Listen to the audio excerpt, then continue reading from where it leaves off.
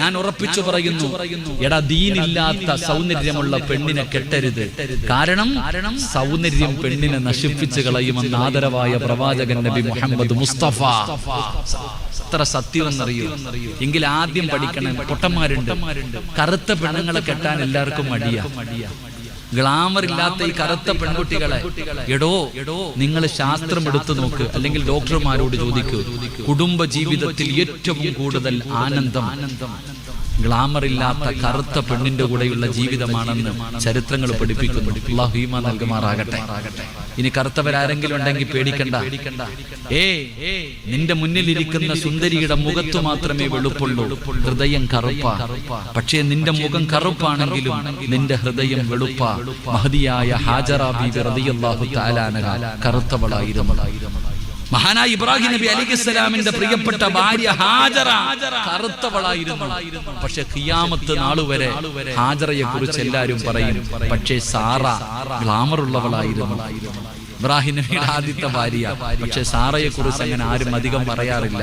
അതുകൊണ്ട് സൗന്ദര്യം ഇല്ലാത്തതിന്റെ പേരിൽ പേടിക്കണ്ട. ഞാൻ പറയുന്നു എന്റെ പ്രിയപ്പെട്ട സഹോദരിമാരോട്, സൗന്ദര്യം നോക്കിയിട്ട് കെട്ടാൻ വരുന്നവനെ വേണ്ട. എന്തിനാ ഒരുങ്ങി കെട്ടി പോകുന്നേ?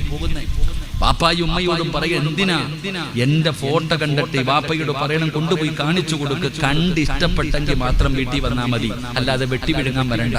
ഇങ്ങോട്ട് വരും, നെളിഞ്ഞ് 3-4 എണ്ണം വരും, തിന്നിട്ട് പറയും വേണ്ട. എന്തിനാടാ? അല്ലാഹു ഈമാൻ നൽകുമാറാകട്ടെ. ഞാൻ ജീവിതത്തിൽ ആദ്യമായിട്ട് വിവാഹം കഴിക്കാൻ പെണ്ണ് കാണാൻ പോകുമ്പോ ഞാൻ അള്ളാഹിനോട് പറഞ്ഞു, പടച്ചവനെ ആദ്യമായിട്ട് പോകാം, ഇനി ഒരവസരം തരല്ലേ. ഞാൻ ആദ്യമായിട്ട് വിവാഹം ചെയ്തിന് പെണ്ണ് കാണാൻ പോകുമ്പോ ഞാൻ അള്ളാഹിനോട് പറഞ്ഞു. അപ്പോഴാ ഒരു ചെറുപ്പക്കാരൻ വിളിച്ചു, ഉസ്താദെ ഞാൻ ഉംറയ്ക്ക് പോകാം, കഅബയുടെ മുന്നിലുണ്ട്. ഞാൻ പറഞ്ഞു, ഞാൻ പെണ്ണ് കാണാൻ പോകാം, ഇനി ഒരിക്കൽ കൂടെ ഒരാളെ കാണാൻ പോകേണ്ട അവസ്ഥ വരുത്തരുത്, ദുആ ചെയ്തേക്കാൻ. ഒന്നേ കണ്ടുള്ളൂ, ഇപ്പൊ വീട്ടിലുണ്ട്. അള്ളാഹു നല്ല ജീവിതം നൽകി അനുഗ്രഹിക്കുമാറാകട്ടെ. എന്റെ പ്രിയപ്പെട്ട സഹോദരങ്ങളെ, ഞാൻ പറഞ്ഞു വന്നത് സൗന്ദര്യം നോക്കരുത്. മൂന്ന് കുടുംബ മഹിമ. അംബാനിയുടെ മോള, ദീനൊന്നും വേണ്ട, വയറ് പുറത്ത് മാറു പുറത്ത്, തലയിലും തുണിയില്ല. പക്ഷെ എന്നുണ്ട് കുടുംബം, വലിയ കുടുംബം, ചുഴലിയിലെ ഏറ്റവും വലിയ കുടുംബത്തിലെ പെണ്ണ് വേണ്ട. സൗന്ദര്യം പെണ്ണിനെ നശിപ്പിച്ചു കളയും. അല്ലാഹു കാക്കുമാറാകട്ടെ. 4 കാര്യങ്ങൾ പെണ്ണുങ്ങളോട് പറയാൻ പാടില്ല. ഹദീസല്ല, ഡോക്ടർമാർ പറയാറുണ്ട്, കൗൺസിൽ നടത്തുന്നവർ പറയാറുണ്ട്. 4 കാര്യങ്ങൾ ഭാര്യയോട് പറയരുത്. അതിലെ ഒന്നാമത്തെ കാര്യം, വൈകുന്നേരം സമയമാകുമ്പോ പറയും, എന്റെ പൊന്നാര ആമിന, നിന്നെ മലക്ക് വല്ലതും പറ്റതാണോടി, എന്തൊരു ഗ്ലാമറാ നിനക്ക്. പടച്ചവനെ, നിന്റെ ഗ്ലാമർ, അല്ലാഹുവേ എനിക്ക് നിന്നെ പോലെ ഒരു ഭാര്യ എങ്ങനെ കിട്ടിയെന്ന് അറിയില്ല. പൊട്ടൽ ലോട്ടറി അടിച്ച പോലെ നിനക്ക് എന്നെ കിട്ടി. ഇങ്ങനെ അങ്ങോട്ട് പൊക്കാറുണ്ട് ചുമ്മാ അർശിന്റെ മുകളിൽ. ഓളിത് കേൾക്കുമ്പോ വിചാരിക്കും, ഇങ്ങനെ എനിക്ക് ചേർന്നല്ല. പിന്നെ കല്യാണത്തിന് പോകുമ്പോ ഓള് മുമ്പിലും ഓം പുറകിലും, കൂടെ നടക്കാറില്ല. അപ്പൊ 4 കാര്യങ്ങൾ പറയരുത്. 4 കാര്യങ്ങൾ പെണ്ണുങ്ങളോട് പറയരുത്. 4 കാര്യങ്ങൾ പെണ്ണുങ്ങളോട് ചെയ്താൽ അവർ നമ്മളെ വെറുക്കും. അല്ലാഹു കാത്തിരിക്കുമാറാകട്ടെ. പെണ്ണുങ്ങൾ വെറുക്കുന്ന 4 കാര്യങ്ങളുണ്ട്. ഏതാണെന്നറിയോ? ഞാനിങ്ങനെ എപ്പോഴെങ്കിലും വയതിന് പോകുമ്പോ ചോദിക്കണം, നിങ്ങൾ സത്യം പറയൂ. 4 കാര്യങ്ങൾ പെണ്ണുങ്ങൾക്ക് ഇഷ്ടമല്ല. ഒന്നാമത്തെ കാര്യം എന്തെന്നറിയോ? എവിടെയെങ്കിലും പോകാമെന്ന് പറഞ്ഞു ഒരുക്കി നിർത്തിയിട്ട് പറ്റിക്കണം.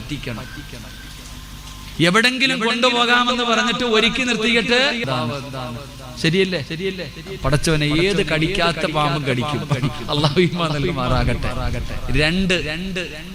2 കഷ്ടപ്പെട്ടു ഭക്ഷണം ഉണ്ടാക്കി വെച്ചിട്ടുണ്ട്. കടന്ന് കഷ്ടപ്പെട്ട് ഭക്ഷണം ഉണ്ടാക്കി വെച്ചിട്ടുണ്ട്. ഭക്ഷണം വിളമ്പി മുന്നിൽ കൊണ്ട് വെക്കുമ്പോ ഉപ്പില്ല, മുളവില്ല, ഇതിന് വെക്കാനും അറിയത്തില്ല, എന്നിട്ട് വാരി തിന്നുന്നുണ്ട്. എങ്ങനെ ഇരിക്കും? എടാ, കൊള്ളത്തില്ലെങ്കിൽ തിന്നത്തില്ല, അതല്ല ഉപ്പില്ല, ഇത് കൊള്ളത്തില്ലെന്നും പറയും, വാരി വാരി തിന്നുകയും ചെയ്യും. നിങ്ങൾക്ക് ഇഷ്ടമുള്ള കാര്യമാണോ? എനിക്കറിയില്ല. അല്ലാഹു ഈമാൻ നൽകുമാറാകട്ടെ. ബാക്കി 2 ഞാൻ പറയുന്നില്ല. എന്റെ പ്രിയപ്പെട്ട സഹോദരങ്ങളെ, ഞാൻ പറഞ്ഞു വന്നത്, കുടുംബ മഹിമ നോക്കിയിട്ട് പെണ്ണ് കെട്ടരുത്. കെട്ടിയാൽ നിനക്ക് ആ കുടുംബത്തിൽ ഒരു വിലയും ഉണ്ടാവൂല. സാധുവട മരുമോൻ എങ്ങനെയുണ്ട്? ഒരു കണക്കാ. മക്കള് വന്നിട്ട് ഉമ്മാനോട് ചോദിക്കും, ഉമ്മ ഞാൻ അവിടെ വരെ പോട്ടെ, വാപ്പാനോട് പൊക്കോടാ. അങ്ങാരോട് പറഞ്ഞിട്ട് കാര്യമൊന്നുമില്ല. ഒരു വിലയും നിനക്ക് ആ വീട്ടിലുണ്ടാകില്ല. അല്ലാഹു ഈമാൻ നൽകുമാറാകട്ടെ. അതുകൊണ്ട് എന്റെ പ്രിയപ്പെട്ട സഹോദരങ്ങളെ, സഹോദരിമാരെ, ഞാൻ പറഞ്ഞു വന്നത്, ദീൻ പരിഗണിക്ക്. മക്കളെ കെട്ടിക്കുമ്പോ പണമുണ്ടോ, സൗന്ദര്യമുണ്ടോ, കുടുംബ മഹിമയുണ്ടോ? വേണ്ട. നിന്റെ മകൾ മരിക്കുന്ന കാലം വരെ ജീവിക്കാനുള്ളതാ, സമാധാനത്തോടെ. അപ്പൊ എന്ത് നോക്കണം? കെട്ടാൻ വരുന്നവന് ഖുർആൻ ഓതാൻ അറിയാവോന്നെങ്കിലും നോക്കണം. ഗ്ലാമർ ഉള്ളതിനെ മാത്രം കെട്ടാൻ വേണ്ടി ചില മലക്കുകൾ നടക്കുന്നുണ്ട്. അള്ളാഹു കാത്തിരക്ഷിക്കുമാറാകട്ടെ. ആണല്ലോ ഗ്ലാമർ നോക്കിയിട്ട് പെണ്ണ് കിട്ടാ. നബിതങ്ങൾ പറഞ്ഞു വേണ്ട. നബിതങ്ങൾ പറഞ്ഞു വേണ്ട. കുടുംബ ജീവിതത്തിൽ ഏറ്റവും കൂടുതൽ ആനന്ദം ഗ്ലാമർ ഇല്ലാത്ത കറുത്ത പെണ്ണിന്റെ കൂടെയുള്ള ജീവിതമാണെന്ന് ചരിത്രങ്ങൾ പഠിപ്പിക്കുന്നു. അല്ലാഹു ഈമാൻ നൽകുമാറാകട്ടെ. ഇനി കറുത്തവരാരെങ്കിലും ഉണ്ടെങ്കിൽ പേടിക്കണ്ട. നിന്റെ മുന്നിലിരിക്കുന്ന സുന്ദരിയുടെ മുഖത്തു മാത്രമേ വെളുപ്പുള്ളൂ, ഹൃദയം കറുപ്പ. പക്ഷേ നിന്റെ മുഖം കറുപ്പാണെങ്കിലും നിന്റെ ഹൃദയം വെളുപ്പ. മഹദിയായ ഹാജറ ബീബി റളിയല്ലാഹു തആല അൻഹ കറുത്തവളായിരുന്നു. നിന്റെ ഭാര്യ നിന്റെ കൃഷിയിടമാണ്. ആ കൃഷിയിടത്തിൽ നീ വിത്തിടടാ, അല്ലാഹു നിനക്ക് നല്ല വിളവ് തരുമെന്ന് ഖുർആൻ പറയുമ്പോ എന്റെ പ്രിയപ്പെട്ട പെങ്ങളെ, ഒരു നല്ല ഉമ്മയുടെ വയറ്റിലെ നല്ല മക്കള് ജനിക്കാറുള്ളൂ. നല്ല ഉമ്മമാർക്ക് നല്ല മക്കള് ജനിക്കാറുള്ളൂ. അല്ലാഹുവിനെ പേടിച്ച് നടക്കുന്ന വാപ്പയ്ക്കും ഉമ്മയ്ക്കുമേ നല്ല മക്കള് കിട്ടാറുള്ളൂ. ഞാൻ പറഞ്ഞതല്ല, അല്ല പറഞ്ഞതാണ്. വൽബലദു തയ്യിബു യഖ്റുജു നബാതുഹു ബിഇദ്നി റബ്ബി. അല്ലാഹുവിനെ പേടിച്ചുകൊണ്ട് 5 നേരം നിസ്കരിച്ചുകൊണ്ട് അല്ലാഹുവേ ദുനിയാവിലെ പടച്ചവനെ അടിമ ജീവിക്കുന്നത് പോലെ അല്ലാഹുവിനെ ഭയന്ന് ജീവിക്കുന്ന ഒരു പെണ്ണുണ്ടല്ലോ, ആ പെണ്ണിന്റെ വയറ്റിലെ നല്ല മക്കള് ജനിക്കാറുള്ളൂ. അല്ലാഹുവിനെ ഭയന്ന് നടക്കുന്നവർക്ക് അല്ലാഹു നല്ല മക്കളെ കൊടുക്കാറുള്ളൂ. നിങ്ങൾ പ്രവാചകന്മാരുടെ ചരിത്രം എടുത്തു നോക്കൂ. ലോകത്ത് കടന്നു വന്ന 1,24,000 പരം വരുന്ന പ്രവാചകന്മാര് പഠിച്ചവനെ ആദം നബിയും നൂഹ് നബിയും ഇബ്രാഹിം നബിയും മൂസാ നബിയും ദാവൂദ് നബിയും യാക്കൂബ് നബിയും യൂനുസ് നബിയും യൂസുഫ് നബിയും ഹാറൂൻ നബിയും യഹ്യാ നബിയും സുലൈമാൻ നബിയും അയ്യൂബ് നബിയും സക്കരിയ നബിയും പടച്ചവനെ ലോകത്ത് കടന്നു വന്ന പ്രവാചകന്മാര്. അതുപോലെ പടച്ചവനെ സ്വഹാബത്തിന്റെ കഥയെടുത്ത് നോക്കൂ, താബീങ്ങളുടെ കഥയെടുത്ത് നോക്കൂ, താബീങ്ങളുടെ ചരിത്രം എടുത്ത് നോക്കൂ, ഇമാമുമാരുടെ ചരിത്രം എടുത്ത് നോക്കൂ, ഔലിയാക്കന്മാരുടെ ചരിത്രം എടുത്ത് നോക്കൂ. പഴവില്ല ഖുർആൻ അവിടെന്ന് പറയുകയാ, ഒരു നല്ല വാപ്പയ്ക്കും ഉമ്മയ്ക്കുമേ നല്ല മക്കള് ജനിക്കാറുള്ളൂ. ചരിത്രം വേണോ ചെറുപ്പക്കാരാ? പെങ്ങളെ ചരിത്രം വേണോ? പടച്ചവനെ സാബിത്ത് ബിൻ ഇബ്രാഹിം എന്ന് പറയുന്ന യുവത്വത്തിന്റെ നടുവിലൂടെ നടന്നു പോകുന്ന ഒരു ചെറുപ്പക്കാരൻ, സുന്ദരനാണ്, സുമകനാണ്, ചെറുപ്പക്കാരനാണ് സാബിത്ത് ബിൻ ഇബ്രാഹിം. പടച്ചവനെ അല്ലാഹുവിനെ ഭയന്ന് ജീവിക്കുന്ന ചെറുപ്പക്കാരനാ. ഹലാലല്ലാതെ ഒന്നും കടിക്കാറില്ല, ഹലാലല്ലാതെ ഒന്നും കടിക്കാറില്ല. പടച്ചവനെ ഹലാലാണെന്ന ഉറപ്പുള്ള ഭക്ഷണം മാത്രമേ കഴിക്കാറുള്ളൂ. സാബിത്ത് ബിൻ ഇബ്രാഹിം ഒരു പാവപ്പെട്ടവനാണ്, ദരിദ്രനാണ്, വയറ് നിറച്ച് കഴിക്കാൻ ഭക്ഷണം പോലും ഇല്ലാത്തവനാണ്. പടച്ചവനെ സാബിത്ത് ബിൻ ഇബ്രാഹിം തന്റെ വീടിനകത്ത് കിടന്നിട്ട് ഉറക്കം വരാതെ, വിശപ്പ് സഹിക്കാൻ കഴിയാതെ തന്റെ വീട് വിട്ട് വെളിയിലേക്ക് ഇറങ്ങുകയാണ്. ആരെങ്കിലും ഒരു നേരത്തെ ആഹാരം തന്നിരുന്നെങ്കിലോ, ആരെങ്കിലും കണ്ടുപിടിച്ച് ഭക്ഷണം തന്നാലോ. സാബിത്ത് ബിൻ ഇബ്രാഹിം എന്ന് പറയുന്ന ചെറുപ്പക്കാരെ തിരഞ്ഞു നടക്കുകയാണ്. പടച്ചവനെ അതാ ഒരുപാട് സമയം നടന്നിട്ടും അവിടെ നിന്ന് ഭക്ഷണം കിട്ടുന്നില്ല, ഒരാളും അവിടെ നിന്ന് ഭക്ഷണം കൊടുക്കുന്നില്ല. അവസാനം പടച്ചവനെ തളർന്ന ശരീരവുമായി സാബിത്ത് ബിൻ ഇബ്രാഹിം ഇങ്ങനെ നടക്കുകയാണ്. അതാ നടന്ന് ഒരു പുഴയുടെ ചാരത്തുകൂടെ നടന്നു പോകുമ്പോ സാബിത്ത് ഇബ്രാഹിം തളർന്നു വീഴുകയാ. ഭക്ഷണം കഴിക്കാത്തതിന്റെ പേരില് അവിടുത്തെ ശരീരം തളരുകയാണ്. അവിടുന്ന് തളർന്ന് താഴെ വീഴുകയാണ്. പടച്ചവനെ സാബിത്ത് ബിൻ ഇബ്രാഹിം ഇങ്ങനെ പുഴയുടെ ചാരത്തിങ്ങനെ തളർന്നു കിടക്കുമ്പോ വെള്ളത്തിലൂടെ ഒരു ആപ്പിൾ ഇങ്ങനെ ഒഴുകി വരികയാണ്. വെള്ളത്തിലൂടെ ഒരു ആപ്പിൾ ഇങ്ങനെ ഒഴുകി വരികയാണ്. സാബിത്ത് കാണുകയാ,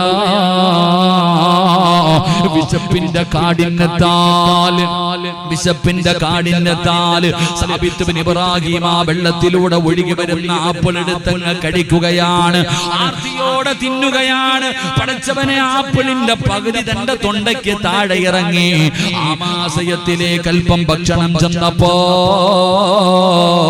സാബിത്ത് ബിൻ ഇബ്രാഹിം ചിന്തിക്കുന്നു, ഇതാരുടേതാ പടച്ചവന്, ഇതാരുടേതാണ് പടച്ചവന്? എനിക്കറിയില്ലല്ലോ. ദുനിയാ വൽ ആഖിറ,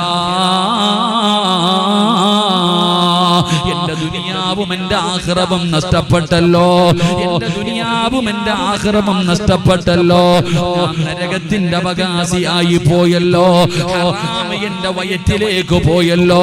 പടച്ചവനെ, വിശന്ന് തളർന്നു കിടക്കുന്ന സമയത്ത് വെള്ളത്തിലൂടെ ഒഴുകി വന്ന ഒരാപ്പിള് ബോധമില്ലാതെ എടുത്ത് കടിച്ചതാണ്. സാബിത്ത് നിലവിളിക്കുകയാണ്, സാബിത്ത് നിലവിളിക്കുകയാണ്, ഓടുകയാണ്. എവിടെ നിന്നാണ് പടച്ചവന് ആ പുഴയുടെ എതിരെ ഓടുകയാണ്? എവിടെ നിന്നാണ് ഈ ആപ്പിള് വീണതെന്ന് കണ്ടുപിടിക്കണമല്ലോ. അതാ പകുതി ആപ്പിള് തന്റെ കയ്യിൽ പിടിച്ചുകൊണ്ട് സാബിത്ത് ബിൻ ഇബ്രാഹിം ഓടുകയാ. ഒരുപാട് സഞ്ചരിച്ചു. അതാ പടച്ചവനെ ഒരു തോട്ടം കാണുകയാണ്. ആപ്പിള് വീണ ഈ തോട്ടത്തിൽ നിന്നാണ് കറക്റ്റ് മനസ്സിലായി. പൊട്ടിക്കരഞ്ഞുകൊണ്ടാ കാണുന്ന തോട്ടത്തിന്റെ ഉള്ളറയിലേക്ക് കടന്നു ചെല്ലുകയാ.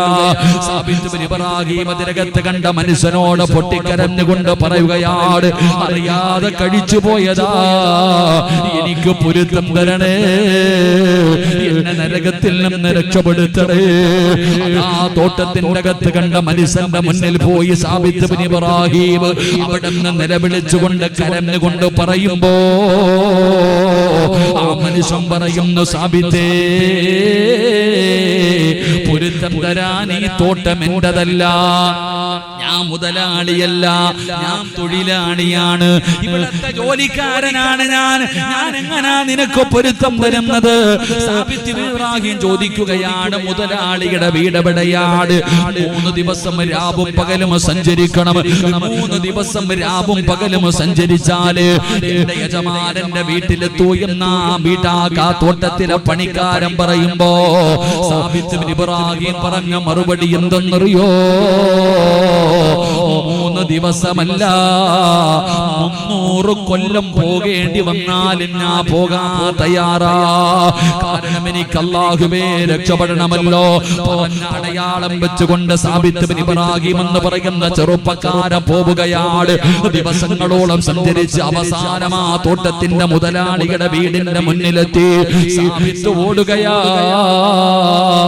ആ മനുഷ്യന്റെ കയ്യിൽ പിടിച്ചുകൊണ്ട് കരയുകയാണ്. നടന്നത് മുഴുവനും പറയുകയാണ്. ആ പ്രായം ചെന്ന മനുഷ്യൻ ചിന്തിക്കുന്നു, അല്ലാ, ഇവനാരാ അല്ലാ, ഇവനാരാ അല്ലാ, സാധാരണ ഒരു ചെറുപ്പക്കാരനല്ല. ഇവൻ ഇവിടെ വരെ വന്നിട്ടുണ്ടെങ്കിൽ അറിയാതെ കടിച്ചുപോയ ഒരാപ്പിളിന്റെ പൊരുത്തം ചോദിക്കാൻ ഇവിടെ വരെ വന്നിട്ടുണ്ടെങ്കിൽ ഇവനൊരു സാധാരണ ചെറുപ്പക്കാരനല്ല. സാബിത്ത് ബിൻ ഇബ്രാഹിം എന്ന് പറയുന്ന ചെറുപ്പക്കാരനോട് പ്രായം ചെന്ന മനുഷ്യൻ പറയുന്നു, ഞാൻ നിനക്ക് പൊരുത്തപ്പെട്ടു തരാ, പക്ഷേ എന്റെ മകളെ നീ വിവാഹം കഴിക്കണം, എന്റെ മകളെ നീ വിവാഹം കഴിക്കണം. സാബിത്തിനോട് പറയുന്നു, കണ്ണ് കാണൂല, ചെവി കേൾക്കൂല, കാലിന് സ്വാധീനമില്ല, അങ്ങനെയുള്ള എന്റെ മകളെ വിവാഹം കഴിച്ചാ ഞാൻ പൊരുത്തപ്പെട്ടു തരാ. സാബിത്ത് പറഞ്ഞു, എനിക്ക് തയ്യാറാ, ഞാൻ വിവാഹം കഴിക്കാൻ സമ്മതിച്ചിരിക്കുന്നു. കാരണം അല്ലാഹുവിന്റെ മുന്നിൽ രക്ഷപ്പെടണമല്ലോ. ദുനിയാവ് പോയാലും ആഖിറമെങ്കിലും കിട്ടുമല്ലോ. സാബിത്ത് ബിൻ ഇബ്രാഹിം എന്ന് പറയുന്ന ചെറുപ്പക്കാരൻ അവിടെ നിന്ന് വിവാഹത്തിന് സമ്മതിച്ചു. വിവാഹം കഴിഞ്ഞു, വിവാഹം കഴിഞ്ഞു.